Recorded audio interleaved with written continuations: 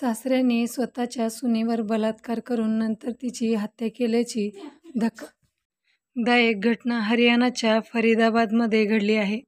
मिळालेल्या माहितीनुसार सासऱ्याने आती सुनेला बेशुद्ध केलं आणि त्यानंतर तिच्यावर बलात्कार केला.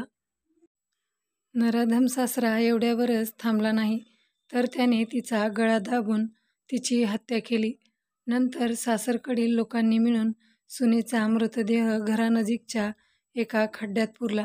दरम्यान तब्बल 2 महिन्यानंतर या हत्येचा गुन्हा उघडकीस आला. पोलिसांनी आरोपी सासरा आणि सासूला अटक केली आहे, तर मृत महिलेचा पती अजूनही फरार आहे. नेमकी घटना काय? पोलीस अधिकाऱ्याने सांगितले की चौकशीदरम्यान आरोपी सासऱ्याने उघड केले की ही हत्या पूर्वनियोजित होती. 24 वर्षीय सुनेचा हत्येचा कट 15 एप्रिल रोजी रचण्यात आला होता. तिचा नवरा आणि सासूही या योजनेत सहभागी असल्याचा आरोप आहे. आरोपी सासऱ्याने खुलासा केला की योजनेनुसार पीडितेच्या सासूला 15 एप्रिल रोजी तिच्या भाचीच्या लग्नासाठी उत्तर प्रदेशातील एटा येथे पाठवण्यात आले होते. 21 एप्रिलच्या रात्री अरुणने त्याची पत्नी आणि बहीण काजल यांच्या जेवणात झोपेच्या गोळ्या मिसळल्या. दोघीही आपापल्या खोल्यांमध्ये गाढ झोपी गेल्या.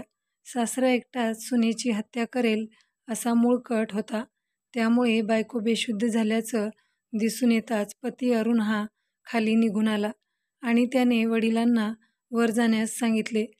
जेव्हा सासऱ्याने सुनेच्या खोलीत प्रवेश केला तेव्हा त्याने ओढणीने सुनेचा गळा दाबण्याची तयारी केली, पण तिचा गळा दाबण्यापूर्वी त्याने बेशुद्ध अवस्थेत गेलेल्या सुनेवर आधी बलात्कार केला. त्यानंतर त्याने तिची गळा आवळून हत्या केली. पण सासऱ्याने सुनेवर बलात्कार केल्याचं आपल्या मुलाला किंवा पत्नीला अजिबात सांगितलं नाही. घराजवळच्या खड्ड्यातच सुनेला पुरलं. काही वेळाने त्याने त्याच्या मुलाला वरच्या मजल्यावर बोलावले आणि दोघांनीही मृतदेह उचलला आणि घरानजीक रस्त्यावर खोदलेल्या खड्ड्यात फेकून दिला. त्यानंतर त्यांनी तो खड्डा विटा आणि दगडांनी भरला. पण अखेर 2 महिन्यानंतर हे संपूर्ण प्रकरण उघडकीस आलं.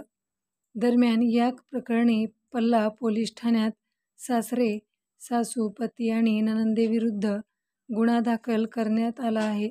महिलेचा मृतदेह 2 महिने घरासमोरील खड्ड्यातच होता, पण ती बेपत्ता झाली आहे असं आरोपी इतरांना सांगत होते. मित्रांनो, ही बातमी गुगलवरून सर्च करून घेण्यात आलेली आहे.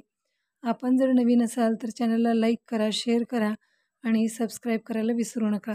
धन्यवाद.